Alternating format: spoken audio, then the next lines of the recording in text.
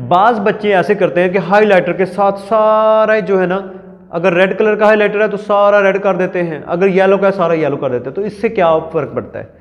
क्या हुआ, तो वैसे रहने दे उसको। उसमें यह है कि आपने कुछ नकात याद करने होते हैं। मिसाल के तौर पर आप देखें ना, एक फिक्रा पढ़ते हैं, उसमें एक वर्ड होता है जो उस फिक्रे सारे की रहनुमाई करता है, जिससे आप उसको याद कर सकते हैं। तो जब आप देखें, आपने पैराग्राफ है, सारे को आपने हाइलाइटर के साथ हाईलाइट कर दिया, तो आपको क्या पता चलेगा? उसमें यह है अहम अहम जो वर्ड्स हैं उनको आपने हाईलाइट उन्हीं को करना है। उसका क्या फ़ायदा होगा? जो ही आप उस पैराग्राफ को देखेंगे ना, तो उस पैराग्राफ को देखते ही आपको पता चल जाएगा इसमें 5 चीज़ें याद रखनी है या इसमें 6 चीज़ें, क्योंकि उनको उन जो लफ्ज़ है ना उनको आपने हाईलाइट किया हुआ है।